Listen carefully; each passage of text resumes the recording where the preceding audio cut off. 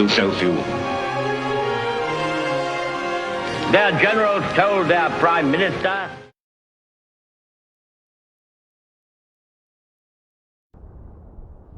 you ask, what is our aim? I can answer in one word: victory. Victory at all costs. Victory in spite of all terror. Victory however long and hard the road may be. In the spring of 1940, Hitler's army swept through Norway and Denmark.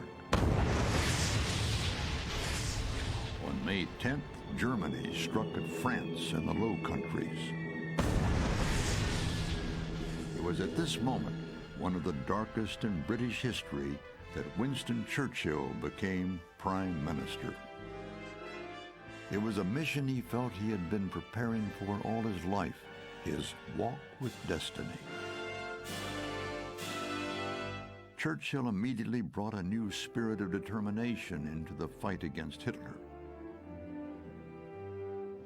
We shall fight on the beaches, we shall fight on the landing grounds, we shall fight in the fields and in the streets. We shall fight in the hills. We shall never surrender.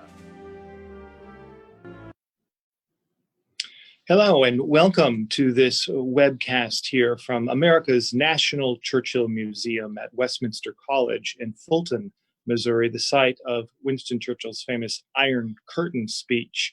We're here today on April 9th, which is the day that has been designated unofficially as National Winston Churchill Day in the United States of America. It was the day in 1963 when President Kennedy signed House Resolution number 4327, declaring that Winston Churchill would be an honorary citizen of the United States of America. I'm very pleased to have with us today two distinguished guests coming to us from their homes. And first of all, Churchill Fellow Allen Packwood, who's joining us from Cambridge. Allen is the director of the Churchill Archives at Churchill College at the University of Cambridge. And also joining us today is retired MSNBC columnist, broadcaster, and great Churchillian Chris Matthews. Chris, I'm glad you're here with us today too. Thanks, Tim. I thought what we do today is begin by talking about that day, 1963, when President Kennedy signed the resolution making Winston Churchill an honorary citizen of the United States. And we have a very short video clip of President Kennedy making that proclamation at the White House. And whereas his life has shown that no adversary can overcome and no fear can deter free men in the defense of their freedom, and whereas he's expressed himself with unsurpassed power and splendor, the aspirations of people everywhere, dignity and freedom, and whereas he has, by his art as an historian and his judgment as a statesman, made the past the servant of the future, now therefore I, John F. Kennedy, President of the United States of America, under the authority contained in an act of the 88th Congress, who hereby declare Sir Winston Churchill an honorary citizen of the United States of America. And so that set off a wonderful tribute to the great statesman by another great statesman, President Kennedy. And Allen, you know full well that Churchill had a lifelong admiration for the United States and what this meant to him. Perhaps you can start off the discussion today by talking about Churchill's admiration for the United States and America. Sure, Tim. Well, first of all, let me just say a huge thank you to you and your wonderful team at the museum for coming up with this idea and for allowing us to continue, at least with conversation during these dark times. But really, Churchill's connection with America, of course, starts with his birth and starts with his mother, because his mother was Jenny Jerome, Brooklyn-born beauty. And of course, when Churchill was famously addressing the two houses of the United States Congress after Pearl Harbor in 1941, he opened his remarks by joking, "By the way, I cannot help reflecting that if my father had been American, and my mother British instead of the other way round, I might have got here on my own. But it really all starts with his mother. And of course, his mother was a great networker. And it was her contacts that first brought him to the United States and brought him to New York, aged just 20 in November 1895. He was a young 20-year-old journalist and soldier. And as a journalist, he thought that American journalism was vulgarity divested of truth. And as a soldier, he was very critical of the excessive discipline as he saw it at West Point. But he enjoyed American hospitality. And I think he spotted a market, because thereafter he returned to America in 1900 to 1901, in 1929, and in 1931 to 32 to conduct long lecture and speaking tours. Those tours, I think, helped him develop his oratory, helped him develop his writing. They also helped him establish a network of contacts throughout the United States, and they allowed him to appreciate the complexity and the diversity of the United States. Of course, he didn't like prohibition. He famously described it as being like the biggest game of hunt the slipper ever. Nor did he like American cocktails or canapes. But he did admire hugely the vibrancy of American life and of American business. And he appreciated the power and the potential of the United States. And from the 1930s right through to the 1950s, one of the constants of his writings is the need for a closer union of the two main branches of the English-speaking peoples.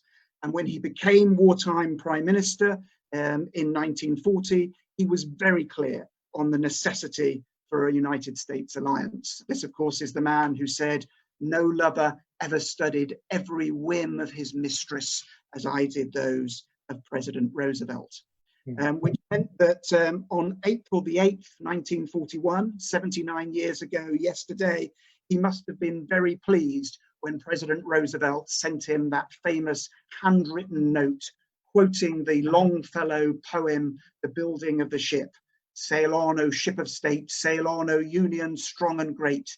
Humanity with all its fears, with all the hope of future years, is hanging breathless on thy fate." That was delivered by Hopkins to Churchill. So now here was someone who was absolutely passionate about the relationship with the United States and worked tirelessly during the Second World War to develop that special relationship, braving U-boat infested waters and flying across the Atlantic in unpressurized aircraft to do so.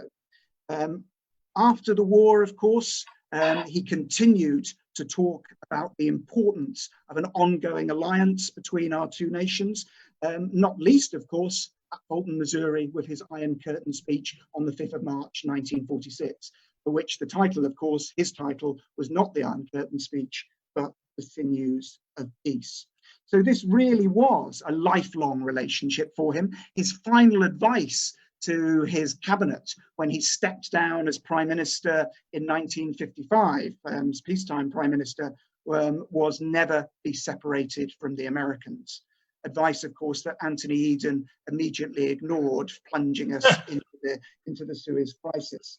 But he was a lifelong advocate of that special relationship, which is why the award of honorary US citizenship in April 1963 from President Kennedy would have meant so much to him.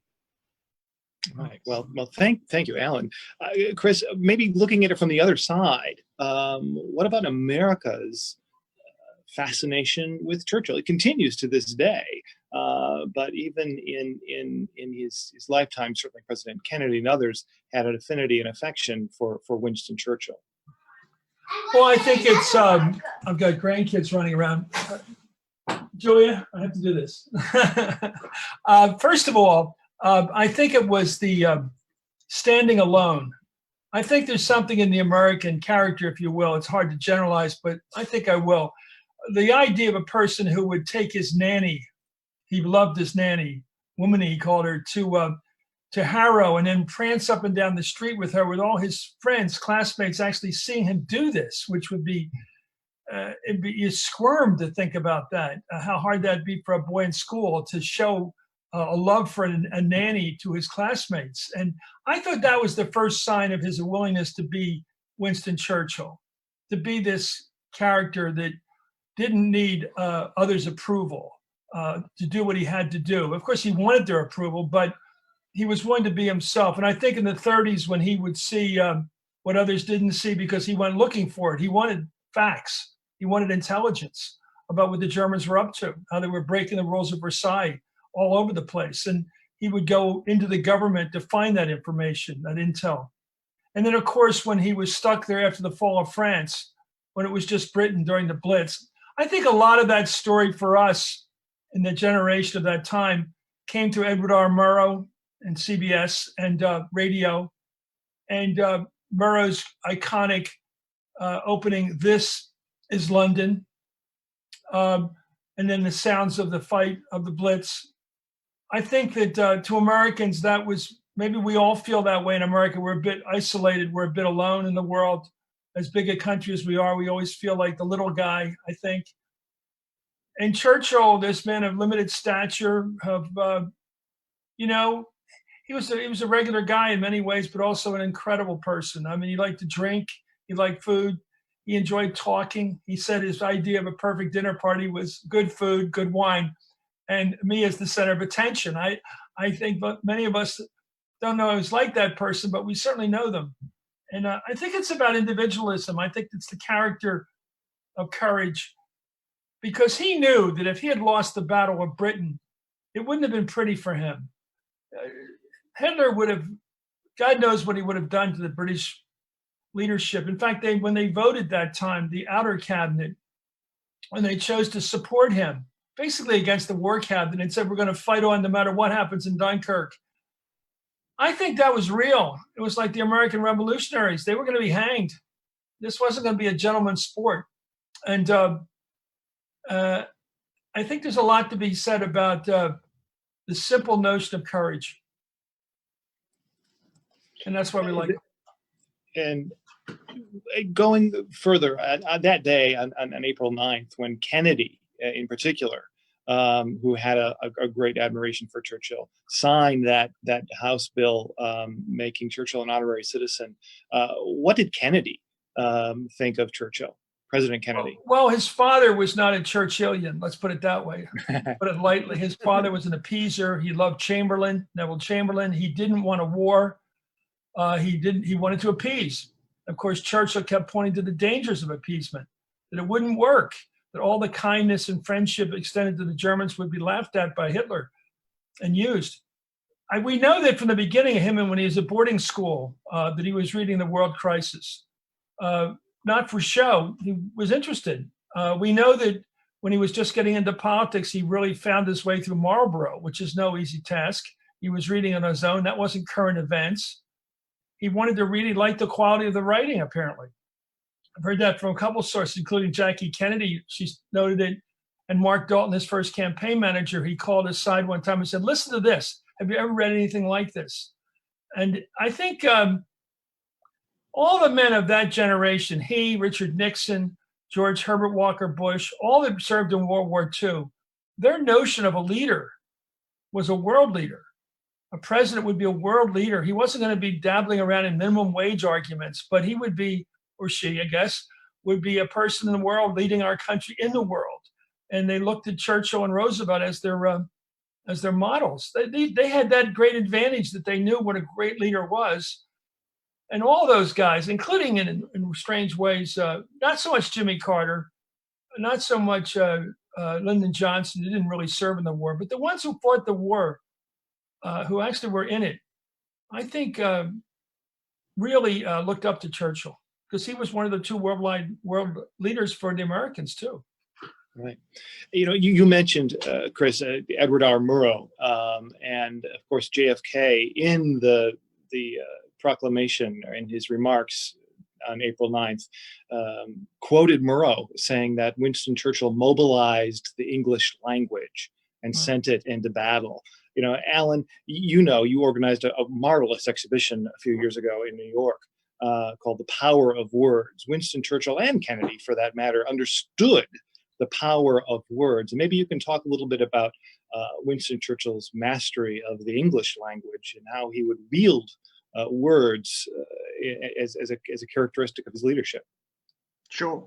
Well, I mean, Churchill was really first and foremost a writer. This is a man who first made his name as a war correspondent while a serving soldier, fighting as an officer in the imperial wars of the late Victorian era. So he fought on the Indian Northwest frontier. He charges with the 21st Lancers at the Battle of Omdurman in the Sudan.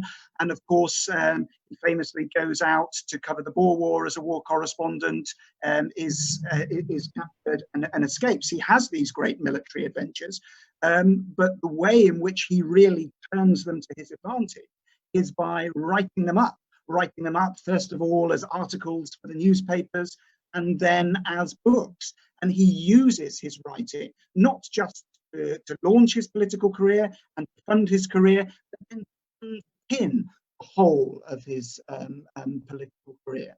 He writes his multi-volume histories of the First and the Second World Wars, his history of the English-speaking peoples, and of course he writes biographies of his ancestors, the first Duke of Marlborough, and of his father, Lord Randolph Churchill. But that's only half of it, because in addition to that, he is constantly churning out newspaper articles and, of course, speeches. So his whole career is founded on and sustained by the power of words. And by the time he becomes wartime prime minister in 1940, aged to 65, he is a master of words, and he knows how important those words now are and how much is riding on those words. And when you look at his famous wartime speeches, which we're lucky enough to have the drafts and the final speaking notes in the Churchill Archives Centre, when you look at those texts, of course, you can see how much effort has gone into them. He dictates them, the duty secretary types it out, he then goes through making annotations and alterations. Quite often the speech will go through many, many different versions before it is then retyped out in its final form. And in that final form, and this is something I think which is unique to Churchill, it is set out on the page in a blank verse format like poetry. His office called it speech form, others called it psalm form, because the texts look like an entry from the book of Psalms. And when you see the speeches laid out on the page in that way, you can't help but hear Churchill's distinctive delivery, because it gives you the rhythm, it gives you the pauses, it gives you the emphasis. And you can see how much effort has gone into crafting these speeches and finding and refining the right words for that moment, because so much did depend on them. These speeches are delivered at the height of an incredible crisis, and they are having to send out different messages to different audiences simultaneously. He needs to raise British morale. He needs to send a message of clear defiance to the Axis powers. He needs to send a message of hope to occupied Europe. He also needs to send a clear signal to the United States that A, we're going to fight on, and B, that we are going to need the support of the United States. And that's why those speeches, I think, are so important. Right. Well, on the subject of words, I'm being reminded here that for those of you who would like to share a few words in the form of a question or two, we have our Facebook Live and the YouTube streaming open, and you're welcome to submit questions for this distinguished panel of guests. Words, of course, Chris, played an important role in Kennedy's legacy too. And maybe you can talk a little bit about what Kennedy did with his own oratory. Right. Well, when he began, he was terrible. He was like most of us. He had to teach himself to speak in public. public speaking was not his strength. And when he was running for Congress, he would be monotonic. He never had any expression. He just sort of whizzed through it. He talked too fast. He had that Massachusetts accent, which he didn't work on much to make it more understandable to people outside the region. He finally, though, in the early 50s, he began to get serious about going to national office. And as a senator, he would do things like, as a congressman, actually, he would take speed reading courses up in Baltimore. He'd go up and take them and do these self-improvement exercises. Well, one of them was speaking, and he would sit, apparently with the help of a speech coach, he would sit in his bathtub and make the sounds of a seal, just oinking and oinking to try to get his voice deeper. And he would listen to Churchill on these 78 records and trying to get the cadence. He wanted to be at that level. He wanted to be a great, I guess that's something that's lost in the television age, because a TV politician can rise very high with simply answering questions by reporters and getting on the news. You don't have to construct, a speech. You don't have to put it together. You don't have to memorize it. But if you go back and watch the Kennedy-Nixon debates, they opened with the offer of to each candidate to give an 8-minute opening statement, memorized. And they're really good. Kennedy's especially good because he took it very seriously. It was all memorized, no notes, no teleprompter. And he basically won the first debate by saying, even though this debate's about domestic matters, we can never forget the importance of our domestic performance on civil rights and things like that to the world. And he basically flanked Nixon on the issue that Nixon was strongest on, foreign policy. But that ability to stand and deliver and even an 8-minute statement today, I think is rare in politics. And I think it's because of television's made it too easy to simply react. But Kennedy wanted to be a great speaker. And he had Ted Sorensen, who joined him in 1953, who wrote most of his great speeches. The one that Kennedy, I think, demands credit for is ask not what your country can do for you, but what you can do for your country. In writing a book on Kennedy, I went up to the library and spoke to the curator up at his high school, his boarding school, Choate. And I went into the library and she gave me the speech, the sermon notes, the chapel notes of the headmaster. And in those is his admonition to the freshman class, first form, to ask not what Choate can do for you, but what you can do for Choate. It's all in there in the same phraseology. And Sorensen, his speechwriter, thought that's where Kennedy got it from, but he never checked it out. I did go to the trouble of finding out. But most of it, Ich bin ein Berliner is a hard one to figure out. And it's supposed to be Ich bin Berliner, but that was a big one. I think he was working on that in the car because Ben Bradley, his friend from, at that point, Newsweek magazine, said we kept trying to get the pronunciation right. Where that came from, I'm not sure. But most of the quality oratory came from Ted Sorensen, who, just like Kennedy never said anything really wonderful before Sorensen came along, Sorensen never said anything really wonderful after Kennedy had left. It was really a pairing of the two spirits. And Sorensen was projecting what he thought Kennedy would want to say very well. Let's put it that way. He did a very good job of predicting what Kennedy wanted to say because Kennedy grew into it and became him. Yeah, it's interesting. We have a question here that just popped up. Someone noted that while Kennedy may have looked to Churchill for inspiration in his oratory and rhetoric, Churchill himself looked to an American congressman, Burt Cochran. Allen, maybe you could talk a little bit about that relationship. Well, yes, it ties in with what I was saying at the very beginning. It ties into Churchill's very first trip to New York, because one of his mother's key contacts was Burt Cochran, American politician and famous orator. And it was into Cochran's care on Fifth Avenue, New York. Churchill was entrusted by his mother, and it was Cochran who introduced Churchill to New York high society, but also took the time to talk to him about politics, but also to talk to him about oratory. And interestingly, that starts a friendship and a correspondence that then goes on for a number of years, and you can see in the archives. And in later life, it's true that when Churchill was asked who were the sort of biggest influences on him in terms of his oratory, one of them, obviously, clearly his father, Lord Randolph Churchill, but the one that he chose to name, particularly when talking to American audiences, was Burt Cockran. Oh. Yeah.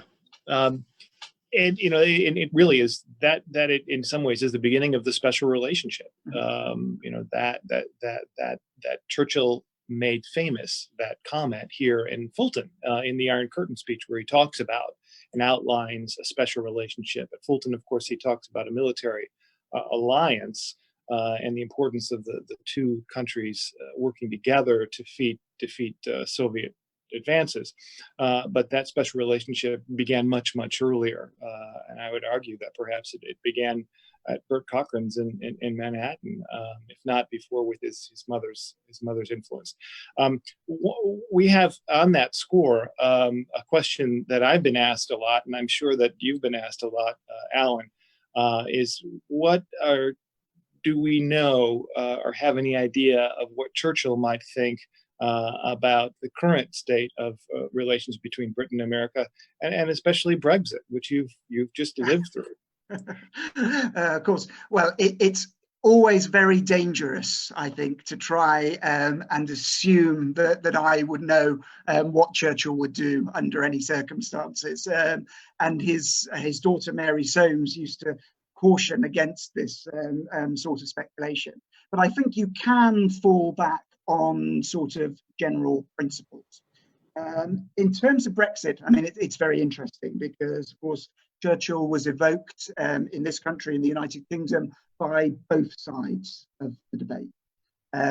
So those who wanted to remain pointed to the role that Churchill played in the immediate aftermath of the Second World War, in making speeches in Zurich and in The Hague, advocating closer European Union. The Brexiteers, the Leavers, point to Churchill as a champion of British parliamentary sovereignty, someone who would not want to give up any powers to Europe, and say that while, of course, he did advocate closer European integration in the face of the communist advance and the Iron Curtain coming down, that has to be seen within the context at that time.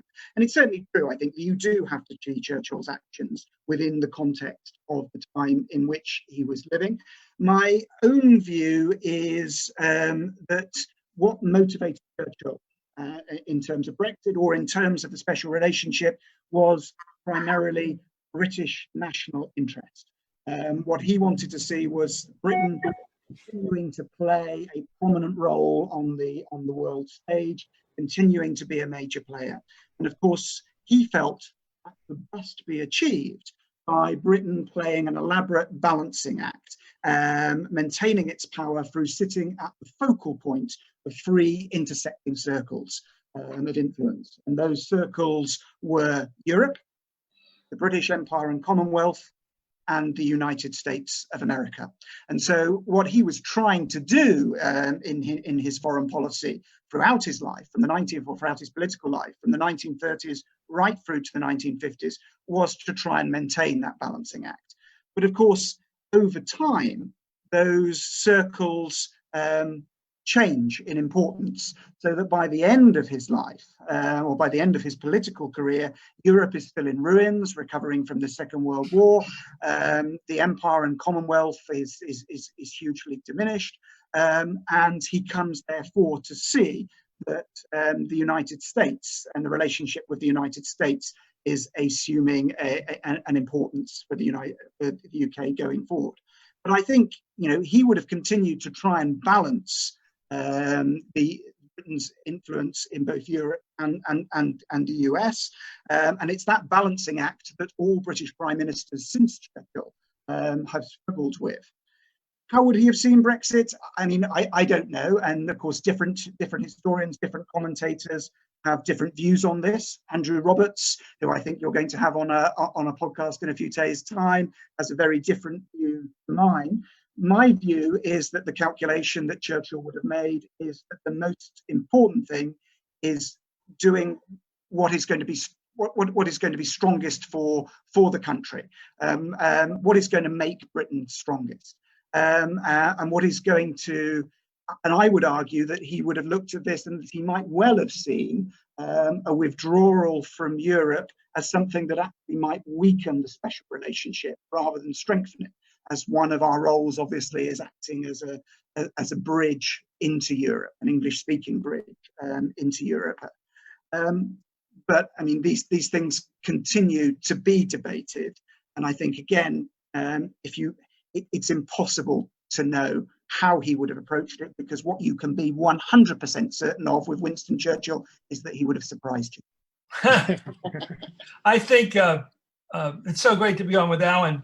And Tim, I think one of the really illustrative aspects or examples of his surprises was when he wrote right after World War II, as Allen was talking about the big surprise about Europe being founded, the future of Europe, on the relationship between France and Germany, and that was going to be the key to Europe getting along after 2,000 years of war, that those two countries were going to get together and complement each other, the agriculture, I guess, of France and the industry of the manufacturing of Germany. Somehow he saw, through all the horrors of World War II and World War I, he saw it coming together in kind of a marriage of those two countries. It was something else. And I think that was the magic of the man, that he could see that. Nobody else saw that, I don't think, but Allen knows this. Yeah, I think you're absolutely right. And in that year, that notion started a little earlier, but in the great speech he made at Zurich in 1946, which I think can be seen as a follow-up to the speech he made here in Fulton. That was a great observation, and one that I think is worth reminding of. The other thing I want to explore today in the time we have together is Churchill's leadership in the face of adversity. We're now in a global pandemic. We're dealing with things that we didn't think we would have to deal with. And it seems to me that a lot of leaders, elected officials, CEOs of major corporations, are looking to Churchill, quoting Churchill. I've heard Churchill quoted in the media more in the last 2 or 3 weeks than I have in a long time. People are yearning for that leadership in a crisis, and I'm wondering what if we could speak a little bit about that today. What are the characteristics of Churchill's leadership, for instance, that seem to be resonating in this time of need? I'll toss that to you, Chris, for comment. Well, in politics, there's a term, an awful term, but it's too common. It's called rolling disclosure. It's where politicians tell you the truth when they have to, when you already got it anyway, or it's convenient to put it out. But you know that they had the information all the time. And when they roll it out piece by piece, you realize that they're acting like tyrants when it comes to truth. They're only issuing truth when it's convenient or necessary. And I think that what people really like is fresh news. They want to get it first from the leaders. And I think Churchill, he said something about the British people having a personality where they like bad news fast. They want the bad news. They want to give it to them straight from the shoulder, not the bedside manner, but tell us what's going on. And I think that was his strength in the 30s, of course. He had the intel and he delivered it and acted on it. And I think today in the United States, I think without getting partisan, I think that politicians who are getting the facts out, getting them out the earliest, and also empathy. I mean, Churchill, when he went to the ruins during the Blitz, there was a great line in the new book, The Splendid and the Vile by John Larson, which I just read, which is, we knew you'd come, Winnie. And somebody yelled from a crowd, from somebody who probably just lost their home. And he came. And I think you have to show empathy. And I think different politicians, there's some great examples throughout history. But I think even Mayor LaGuardia of New York during a strike of the truck drivers who delivered the newspapers. They were striking, so he got on television every Sunday, or radio rather, it was on TV, and read the comics to the kids because they knew that the parents read the comics too, and they talked about it at work, what Dick Tracy was up to. Showing that you connect with people in their daily lives and their fears, and showing you're with them.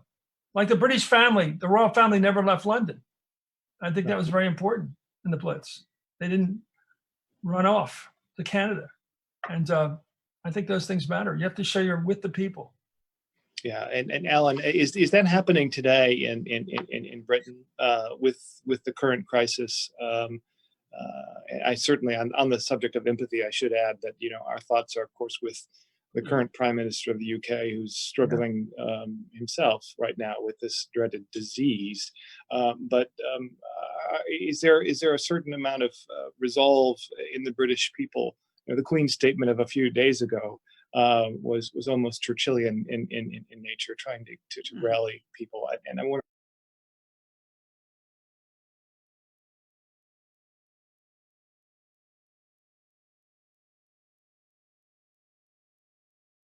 And I'm wondering what the mood there is in Britain. I think the mood is one of lockdown. We haven't seen anything like this since the Second World War, but we're aware it's not just us. This is being replicated all over the world. We're seeing the terrible death figures. We're seeing the strain that our health service is under, and I think it's impossible not to watch the news, listen to those figures, and understand that the best thing that you can do is simply to lock yourself down and try and carry on as best you can from within the confines of your own home. But if I can come back to your previous point about Churchill and Churchill's leadership in adversity, it's obviously right to talk about his oratory and the importance of his oratory. And of course, one of the reasons why those speeches are so quoted and misquoted is that they hark back to that last great sort of international crisis. And of course, with the benefit of hindsight, we know we came through that, which then gives those speeches added resonance. What's interesting, I think, is that Churchill did not want to be remembered just for his speeches. And he was very clear on this, and it was one of the things that motivated him to write his multi-volume history of the Second World War. He wanted to be remembered not just for what he said, but also what he did. So then if you're looking at his leadership in adversity, what did he do? And one of the clear things that I think he did was to act as a prod, as someone who saw it as his role to mobilize the government, to mobilize the civil service, to mobilize the army leaders. And he was constantly prodding away and trying to energize the aspect of his leadership. The other one that I would mention, though, is that he was also quite consensual. He was running a national government which had ministers from the Labour and Liberal parties, as well as his own Conservative party. He knew that it was important to take those other political leaders with him. And he made a point of making sure, actually, that behind the scenes, all the really difficult issues were thrashed out and talked out in the War Cabinet. And he also made a point of regularly reporting to Parliament. And we forget now, of course, that the war wasn't just 1940. You had 5 long years. We don't know how long this current crisis is going to run. We certainly hope it's not going to be 5 years. And there were incredible highs and lows during that period. I mean, we forget, for example, that he faced votes of no confidence in the British Parliament in 1942. Now, he won those votes of confidence fairly easily, but the very fact that there was a necessity, or felt to be a necessity, of having them shows that there was at times opposition, there was at times questioning. So, I mean, it is a more nuanced picture than is sometimes presented. Right. We have another question that's just come in, and I think it's an interesting one. Chris, you've spent much of your career talking about elections, covering them, Right. Commenting upon them. Here's a question about an election, not a current one, but an old one, 1945. Why Sure. did Churchill lose? He won the war, but he lost an election. And this is probably a good question for both of you. Americans in particular find that impossible to believe, that Winston Churchill was arguably the most famous figure on the planet in 1945 after VE Day, the characteristic V signals everywhere. And then there's an election in Britain and Churchill loses. Why? Well, I remember Kennedy was working for Hearst then. His father got him a job with the Hearst newspapers, and he was covering it, and he was all over the place trying to figure it out, and he didn't get it right. At the end, I think his sentiment took him to Churchill at the end, but he was basically warning how much trouble the Tories were in, and that labor was surging, the left was surging. I've read two accounts. One is, Alan knows more, but one is that just the hard times of rationing. The British put up with a lot of rationing, not being able to get the basics of food and clothing and cars and everything else, and everything was rationed. And secondly, there was a bitter aftertaste of the Tories, toward the Tories, because they had been the appeasers before the war. They weren't a popular party. And I think the socialists made a good case. National health was a popular cause. It stayed on after the Tories came back in 51. I think they wanted to change from the hard times. And Churchill said, let's go back to the empire and save the empire. And that didn't resonate. He also went over the top when he said there's going to be a Gestapo if you bring in socialism. And I think that was a mistake, but I don't think it was decisive. But I think they wanted to change. And Churchill said, stay the course. Right. Alan? Yeah, no, I would agree with an awful lot of that. I mean, I think one of the key things, of course, is to emphasize that we do not have a presidential system in the UK. You are prime minister by virtue of being the leader of the largest party in the House of Commons. And of course, Churchill was a conservative. He led a national government during the Second World War, but when he campaigns as a conservative. Now, of course, he had a choice, I think, about how he would campaign. I think there were many in the Conservative Party who were expecting him to sit above the political fray and to present himself as a sort of father figure for the nation and ask the nation to be allowed to sort of finish the job. The war against Japan is still going on. He chooses not to do that. He chooses instead to descend into the political fray, into party politics. He makes a number of really quite ill-judged broadcasts, the most famous one of which, of course, is where he describes the Labour opposition as, if they come in, they will be the equivalent of some form of Gestapo. Now, these were people who had been his cabinet colleagues only weeks before, so it seems an incredible thing to say. I think it was partly the exhaustion at that point. I think it's partly that his primary focus remains international affairs rather than domestic affairs. But I think it's also partly that he's suddenly out of this straitjacket of party politics and free of national government and free to say what he wants to say. He has had members on the left of the Labour Party like Harold Lasky and Anurin Bevan sniping at him for years. He has been criticised very heavily by a lot of the Labour Party for his policy in Greece.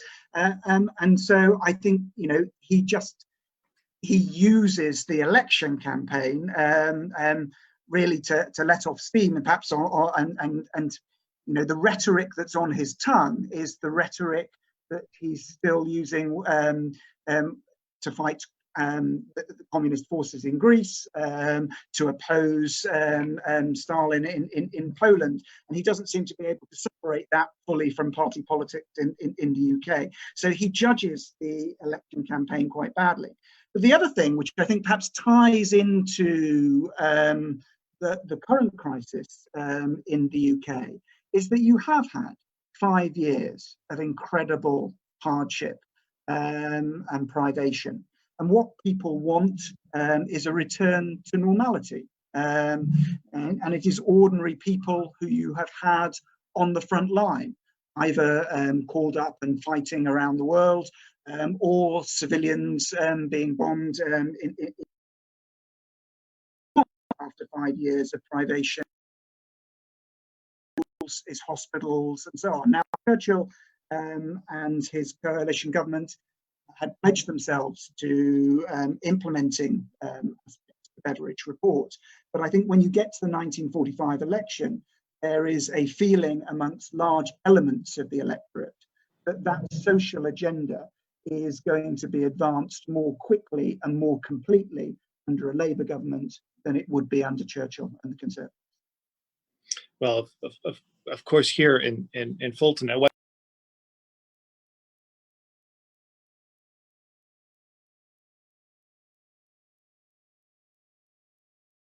were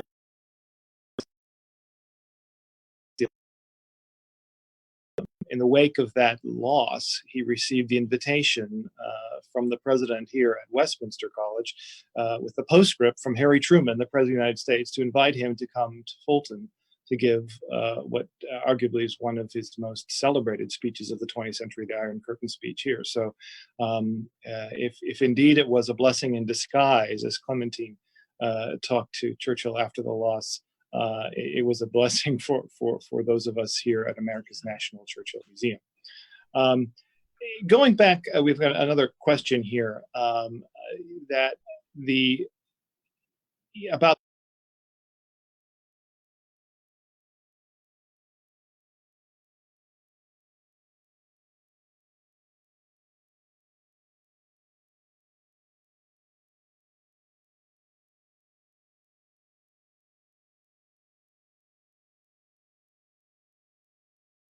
and about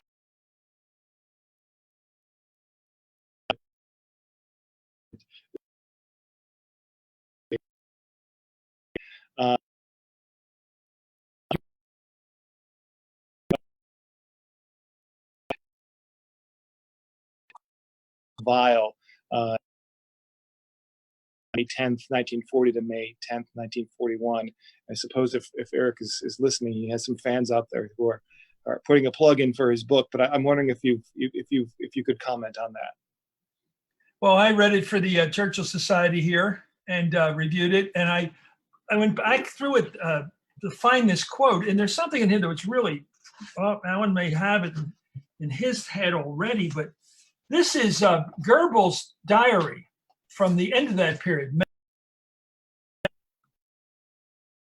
He said something about Churchill and how it's changed his judgment of him. Now, this is the propaganda minister for the Third Reich, and he's quite a source if you think about it, because he was on the other side, and he was the guy who had to figure out Churchill and his rhetoric and his leadership. He said, "There's no sign of weakness. England's will to resist is still intact." And then he writes to himself, this man, he's talking about Churchill, is a strange mixture of heroism and cunning. If he had come to power in 1933, we would not be where we are today. I think that's the greatest recommendation of Churchill's leadership, the acknowledgement by the chief propagandist for Hitler that if the British people in the world had been led by Churchill as early as 33, the Germans would not have controlled Europe at that point. They wouldn't have been able to get that far. They wouldn't have been able to be breaking the rules of Versailles one after another through the 30s. It's quite an acknowledgement. And he goes, if he had come to power in 1933, we would not be where we are today. And I believe that he will give us a few more problems yet. We can and will solve them. Nevertheless, he is not to be taken as lightly as we usually take him. Reassessing Churchill after the Blitz. that he was, in fact, a leader to be dealt with. Yeah, well put. And I never thought I'd say well put for Goebbels, but I just did. Alan, what have you had a chance to tackle Larson's new? Yes, I have. I was lucky enough to read it at an early stage before it had been published, and I think it's a book that Churchill would have liked, and not just because it's very favourable to him, but also, of course, because it is so well written. It has real pace to it, and real, really conveys the history in a dramatic way, but in a way that is firmly grounded. And I mean, actually, Eric accessed a number of fairly new sources at the Churchill Archives, including the diary of Mary Soames, Winston and Clementine Churchill's youngest daughter, who kept from 1939, and which is now in the Archives Centre, which is now open and available to research. But Eric was one of the first people along and to utilise it. And of course, Mary's diary gives a real insight into what it was like to be in Churchill's inner circle, a member of his sort of close group of family and private secretaries. And it reminds you, again, that we need to strip away the layers of hindsight. Reminds you that these people, of course, didn't know how it was going to turn out. And that actually, for much of 1940, there is nothing but bad news. And so, again, we're talking about leadership in adversity, to sort of survive that bad news day after day, and the impact that is having on Churchill and the people around them. There's some really good insights into that. So I would recommend the book to everyone. Good. Well, thank you. We had a chance to meet with Eric Larson in Kansas City before it seems everything shut down last month, and made him a distinguished fellow of he's a member of the Association of Churchill Fellows here now, and we're glad to have him on the team. Going back to something we talked about earlier, and that the reason we're doing this today, Churchill's honorary citizenship, and that elevation of his status and his relationship with the United States of America. These two great men, JFK and Churchill, run the risk of being forgotten if historians and the public and museums like ours and organizations like the International Churchill Society don't lift up Churchill, don't lift up their legacies and examine them fresh and anew. Not necessarily put them on a pedestal, but make them relevant to generations today. And I'm wondering if Alan, you can talk a little bit about the sentiment in Britain of how important it is that, as Churchill himself said, we need to learn from history, study history, study history, study history. That was Churchill's great advice. And maybe perhaps you can talk about the importance of that in the world today. Okay. Well, of course, Churchill also said that he thought it would be best for all parties if things were left to history, especially as he were going to write that history himself. And of course, write it he did. And he also played a role in curating or starting to curate this huge archive that we now look after in the Archives Centre.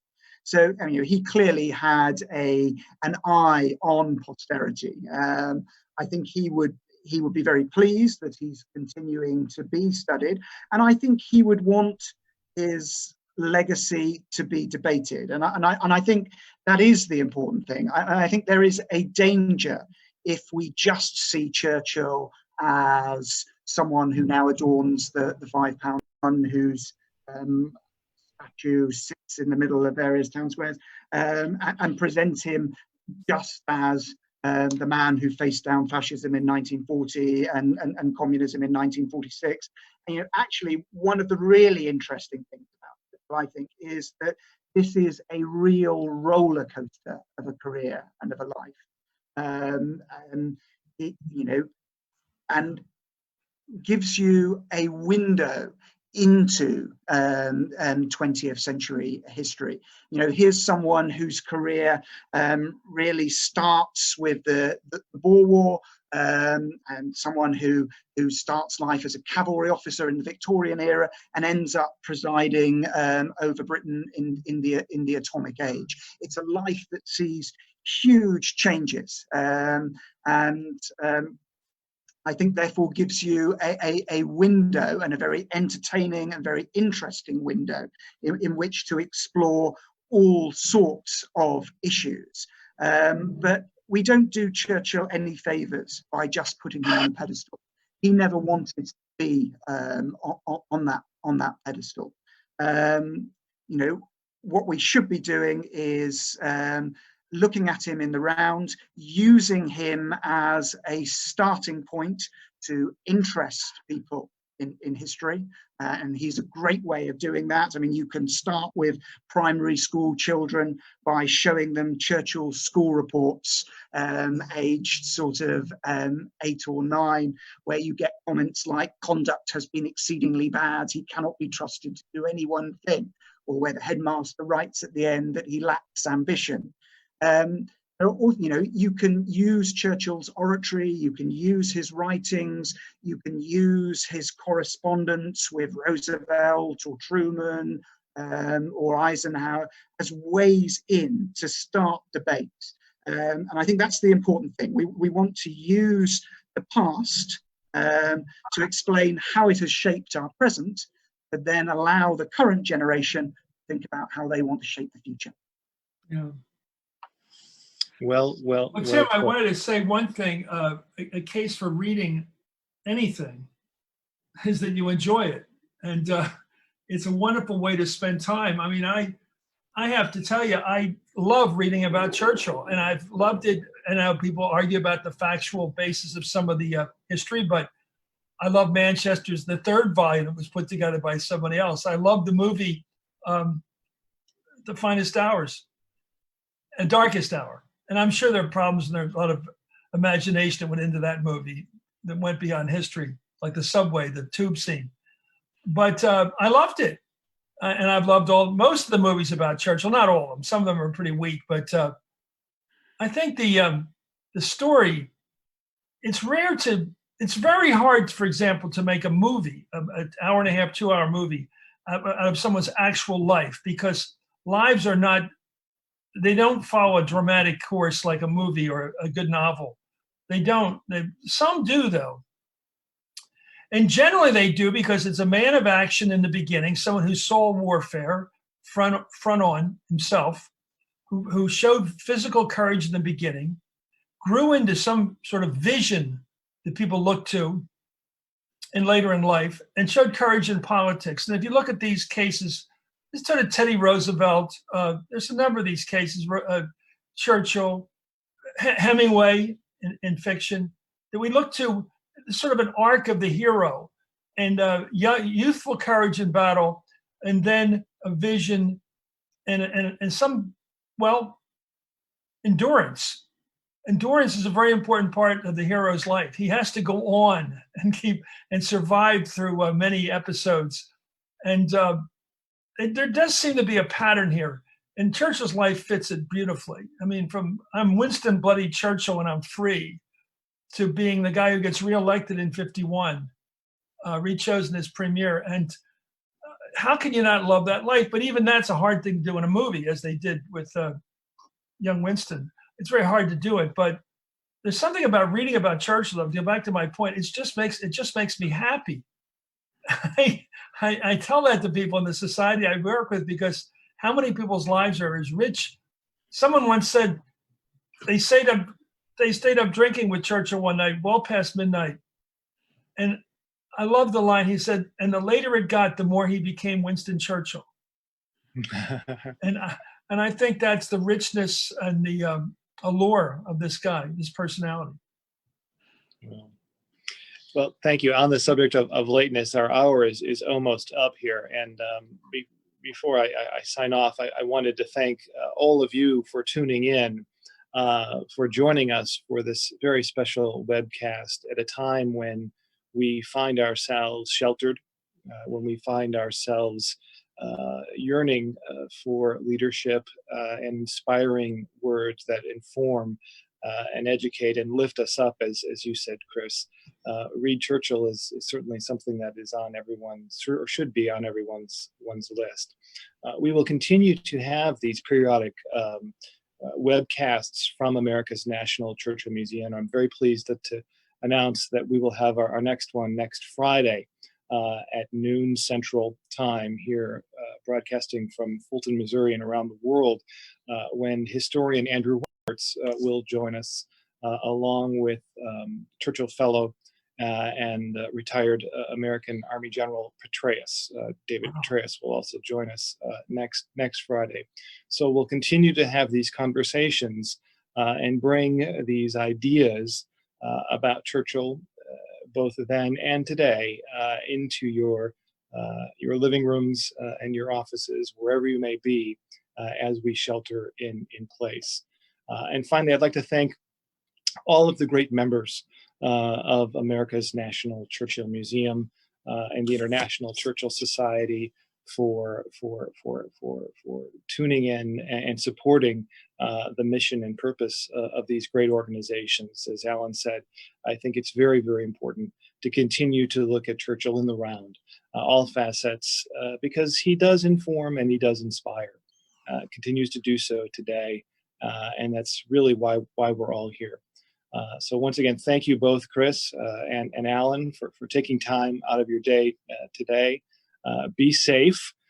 We created a sign here at the museum before we were forced to close temporarily to the public. But it's one that's been all over the campus here at Westminster College and the world. It says, in true Churchillian spirit, keep calm and wash your hands. And I'll leave you with that this evening. And I hope that we will survive this current situation that's been so trying by looking to Churchill and others. Again, thank you, Chris, and thank you, Allen. Thank you, Allen.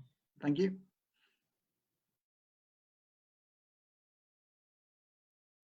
National Churchill Museum. Please tune in next week on Friday, the 17th of April at noon Central Time, when we will have our next of these webcasts, Churchill This Day. Many thanks all.